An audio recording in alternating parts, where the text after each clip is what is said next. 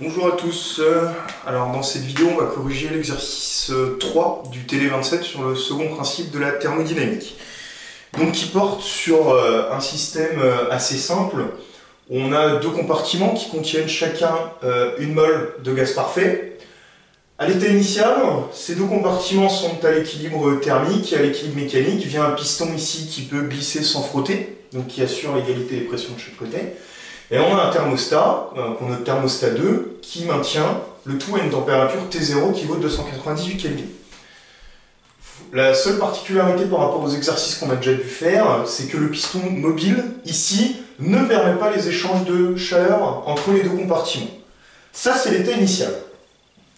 La situation commence dès lors qu'on va mettre le compartiment de gauche en contact avec un autre thermostat, qu'on notera thermostat 1,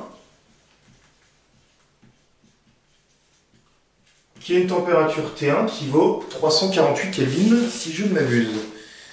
348 Kelvin, voilà, c'est ça. Donc l'objectif de cet exercice, ça va être de déterminer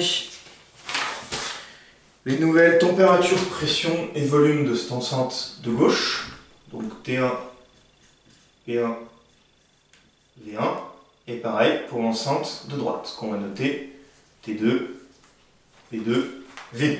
On fera également un bilan d'énergie pour l'ensemble du système, et puis pour finir, un bilan anthropique. Okay, c'est ça la nouveauté par rapport aux exercices qu'on a fait sur le premier principe de la thermodynamique, c'est qu'on va rajouter des bilans d'entropie. Donc première question, déterminer les pressions finales P1, P2 et les volumes finales V1 et V2 de chaque compartiment. Donc première chose qu'on peut dire, c'est que pour le compartiment de droite, on aura T2 égale T0. Okay, le thermostat 2 impose une température T0 dans le compartiment de droite, et de la même manière à gauche, T1 égale, alors T2 égale T0 égale à 298 Kelvin, et là on aura T1 pour le compartiment de gauche qui sera égal à 348 Kelvin. Le piston mobile assure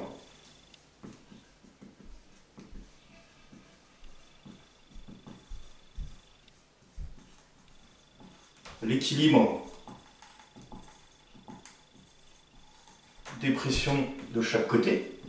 Okay, on a déjà fait ce calcul maintes et maintes fois. Donc, je vous rappelle, on applique le principe fondamental de la dynamique à l'équilibre sur le piston mobile, ce qui nous permet de voir qu'il y a une force à gauche qui s'exerce, enfin par le compartiment gauche qui va vers la droite, qui correspond à la pression P1 fois la surface. Pareil, par le compartiment de droite, ce sera P2 fois la surface, mais dans la direction opposée. Et donc on obtient P1 égale P2, nécessairement. De plus, l'équation d'état des gaz parfaits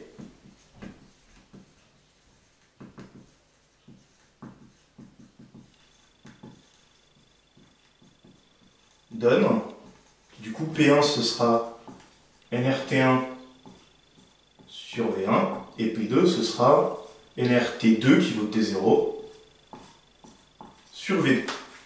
Ok, nos deux inconnus étant V1 et V2.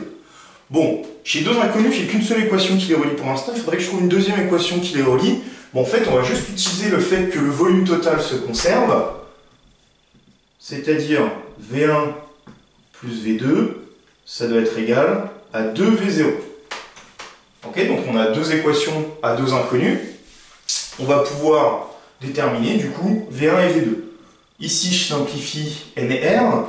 Et puis je vais remplacer par exemple V1 par 2V0 moins V2. Ok? Donc j'obtiens, quand j'injecte ça là-dedans, bon je la retourne par simplification.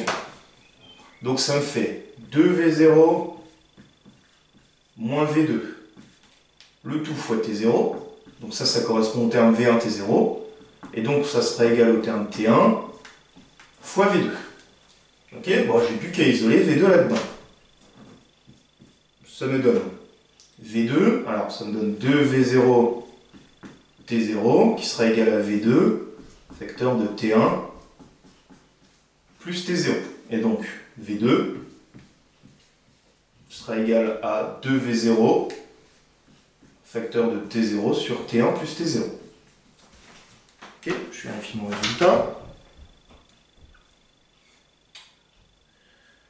Ok, de la même manière, du coup, je vais remplacer V2 par son expression là-dedans pour trouver V1. Ok, donc ça sera le premier résultat. Et puis on obtient de même V1 plus, du coup, 2V0 facteur de T1 sur T1 plus T0 qui sera égal à 2V0.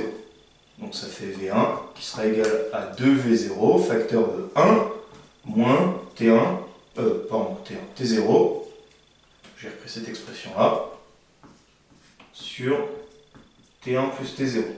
On met tout sous le même dénominateur, ça va faire T1 plus T0 moins T0, et donc ça me donne V1 qui sera égal à 2V0 facteur de T1 sur T1 plus T0.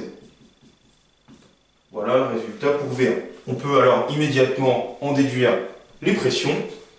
Et je vais noter tous les résultats là-haut. Donc on a V1 qui sera égal à 2V0 facteur de T1 sur T1 plus T0.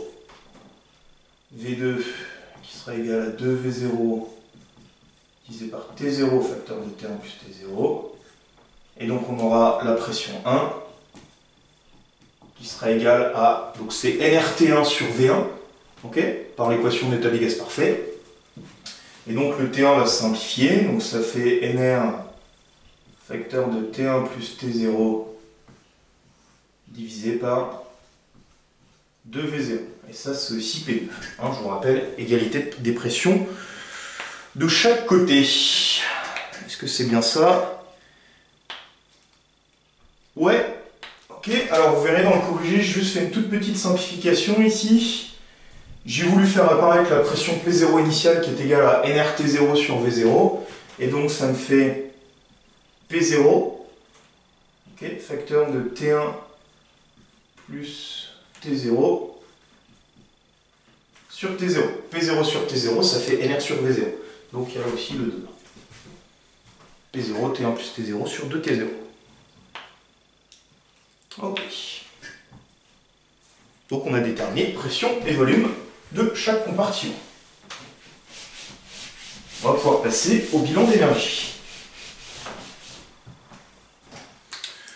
Donc on vous demande de faire un bilan énergétique complet de chaque élément du système. Alors il faut faire attention, ici notre système il est composé de 4 éléments. Hein. On a les deux thermostats, l'enceinte de gauche, l'enceinte de droite.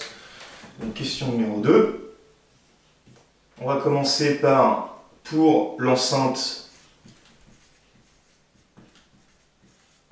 de droite, c'est celle qui me semble la plus simple à réaliser, donc, que j'appelle l'enceinte numéro 1. Ok, eh bien on a, par le premier principe, delta U2 qui sera égal à W2 plus Q2, travail des forces de pression plus chaleur. L'enceinte de droite, du coup, elle subit une transformation qui est isotherme. À tout instant, la température du système ou la température du thermostat T0 qui est constante. Donc, delta U2, qui vaut normalement pour un gaz parfait CV delta T, donc qui vaudra ici 0. Car transformation isotherme. On en déduit que W2 qui vaut moins Q2, qui vaut moins l'intégrale de V0, le volume initial, à V2, le volume final, Px de dV. On va supposer que la transformation est très très lente, donc on va pouvoir supposer que c'est une transformation quasi-statique. Ok, ça c'est une hypothèse que vous devez rajouter.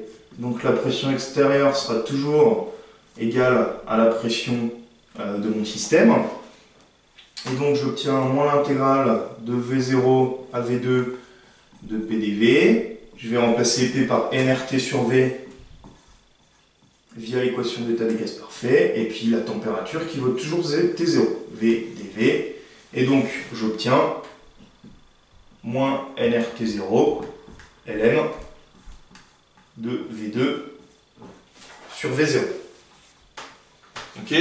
reprends mon expression de V2 sur V0, ça fait ici moins nRT0 ln de 2T0 sur T1 plus T0. Ok, j'ai réutilisé mon expression de V2 que j'ai laissée là-haut. Je vérifie. C'est tout. Ok, je peux reporter mon résultat. Et je vais essayer de tout faire passer sur le petit tableau. On dit moins nRT0 ln de 2T0 sur T1 plus T0. Okay. Pour l'enceinte de gauche maintenant.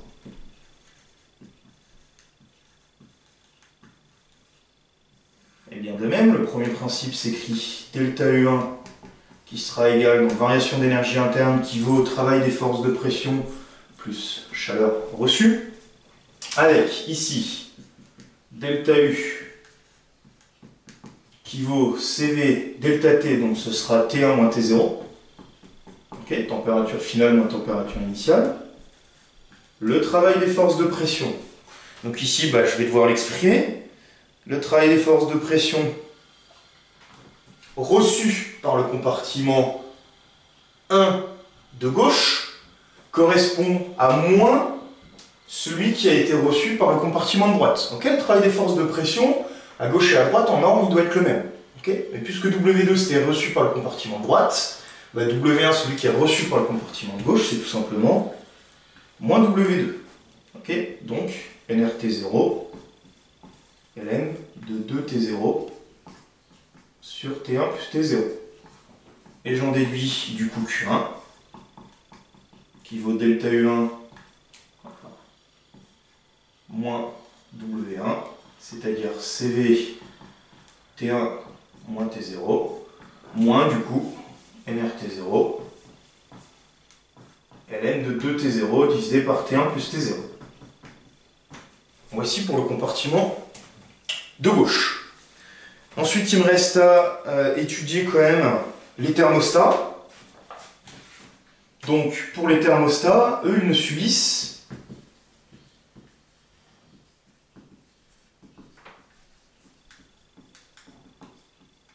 que les transferts thermiques. Ok, il n'y a pas de paroi mobile ou je ne sais quoi au niveau des thermostats qui pourraient apporter un travail autre. Donc, les thermostats ne subissent que les transferts thermiques.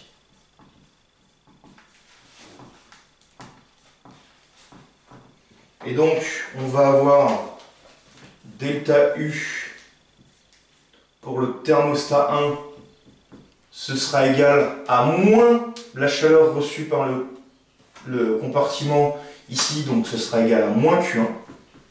Okay, on a Q1 vers le compartiment de gauche, donc moins Q1 vers le thermostat. Et puis de la même manière, delta U du thermostat 2, ce sera égal à moins Q2. Okay, Q2 étant celui vers l'enceinte de droite, donc moins Q2 vers le thermostat. Okay, il ne vous restait plus qu'à faire toutes les applications numériques de tout ça.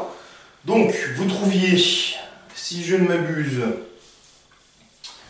W2 qui vaut 200 joules. Ouais, c'est ça, 200 joules. Pour delta U1, vous deviez trouver 624 joules. Du coup, W1 qui est moins W2, ça fait moins 200. Et donc ici, vous avez 624 moins 200, donc ça fait 824 joules. Ok, pour les transferts thermiques, donc ici moins 824 joules. Et puis ici, ça fait 200 joules. Ok. Au niveau des signes, on est rassuré. Hein. On voit bien que le thermostat 1, il donne un transfert thermique pour chauffer le compartiment. Okay, alors que lui, du coup, il va recevoir, le thermostat 2, un transfert thermique parce que lorsque le compartiment de gauche est chauffé par le thermostat 1, il va se dilater et donc il va chauffer légèrement par travail des forces de pression le compartiment de droite qui va évacuer sa chaleur vers le thermostat 2. Okay, donc au niveau des signes, l'ensemble est cohérent. Ok. Allez, il ne nous reste plus qu'à faire un bilan anthropique complet, encore une fois, du système. Hop, j'efface tout.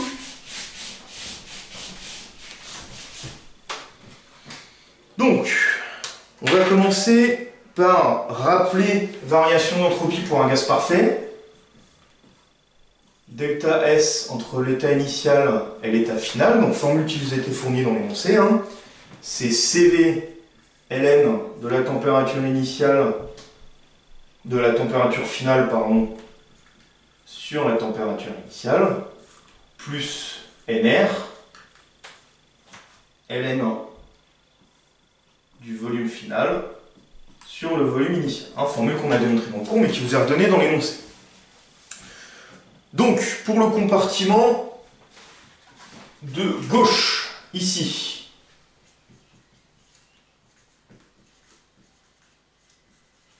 eh bien, on aura delta S1. Eh bien, on a juste à remplacer TF, TI et VF, VI par ce qu'on a obtenu. Donc, on aura CV ln de T1 sur T0 plus NR ln de V1 sur V0, et donc ça me fait 2T0 sur T1 plus T0. À droite, compartiment de droite, hein, pour le gaz parfait à droite, on aura delta S2 qui sera égal à CV ln de T0 sur T0, la température est la même, hop, ce terme-là disparaît, plus NR, du coup, ln de V2 sur V0, et V2 sur... Ah pardon, ici c'était V1 sur V0, donc ça faisait 2T1. Et donc, pour le compartiment de droite, qui s'appelle 2, ce sera V2 sur V0, donc c'est là que ça fait 2T0 sur T1 plus T0.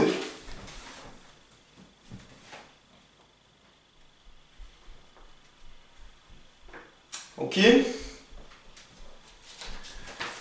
Et enfin, pour les thermostats, donc il y a un point qu'on n'a pas trop développé dans le cours. Alors, vous allez le marquer dans le TD, et puis c'est quelque chose que vous allez retenir, c'est que le but du thermostat,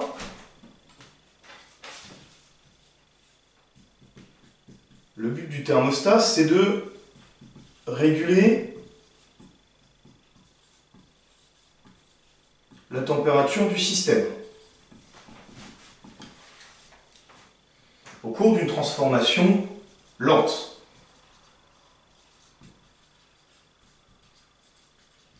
Ok, si la température de mon système reste toujours égale à la température du thermostat, c'est-à-dire que la transformation est suffisamment lente pour que le thermostat puisse jouer son rôle. Okay, donc l'évolution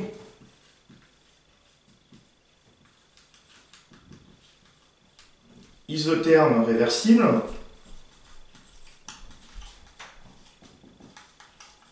et le cas limite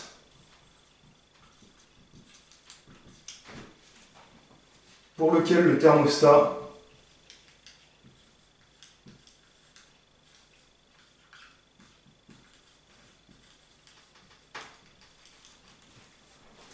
et le système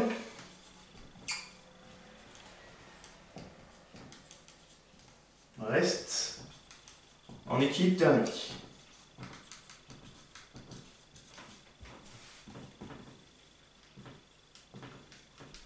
Deux points, la température de mon thermostat, ce sera égal à la température de mon système. Et donc on en déduit que la variation d'entropie d'un thermostat, donc normalement c'est S échangé plus S créé, puisqu'on peut considérer dès lors qu'on a une transformation avec un thermostat, si la transformation est suffisamment lente que la transformation réversible, on n'a pas d'entropie créée, et l'entropie échangée, ce sera juste la chaleur sur la température du thermostat. Alors attention, hein, toujours en convention égoïste, hein, le Q c'est le transfert thermique reçu par le thermostat. Ok, ça, vous pouvez le retenir, thermostat. Donc c'est ce qu'on va utiliser simplement ici. Hop. Et donc, on va dire simplement, pour le thermostat,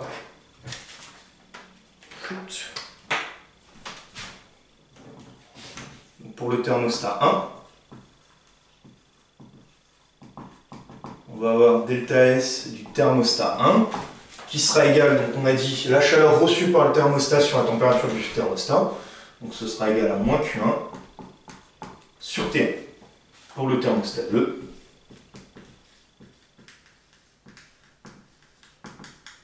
on aura delta S du thermostat 2 qui sera égal à moins Q2 sur T2. Donc on peut reprendre les expressions de Q1 et T1 issues du premier principe de la thermodynamique. Donc ici, pour Q1, on avait moins CV T1 moins T0. Enfin, pour Q1, c'était plus CV T1 moins T0. Moins le travail, donc ici sur T1, moins le travail. Du coup, vu qu'on a moins ici, ça fait plus le travail. Donc plus nRT0 sur T1 ln de 2T0 sur T1 plus T0. Ok, le signe ici, attendez, je vérifie quand même par rapport à ce qu'on avait fait avant. Je n'ai pas pu garder tous les résultats sur le tableau. Ouais, c'est bien ça. Et donc pour le thermostat 2, c'est moins Q2 sur T2, T2 valant T0, ici, température du thermostat, et Q2, vous reprenez son expression de tout à l'heure, et vous obtenez moins NR T0 sur T0, qui vont simplifier, ln de 2T0 sur T1 plus T0. Voici les variations d'entropie. Donc vous n'avez plus qu'à faire les applications numériques. Donc on trouve delta S1 qui vaut, je vous laisserai vérifier, hein. Alors en commençant, on va faire dans l'ordre. Donc delta S du thermostat 1, vous trouvez moins 2,38 joules par Kelvin. Delta S du compartiment gauche, vous trouvez 2,56 joules par Kelvin. Ensuite, pour le compartiment droit, delta S2, vous trouvez moins 0,67 joules par Kelvin. Et puis enfin, pour le compartiment, pour le thermostat 2, pardon, on trouve plus 0,67 joules par Kelvin.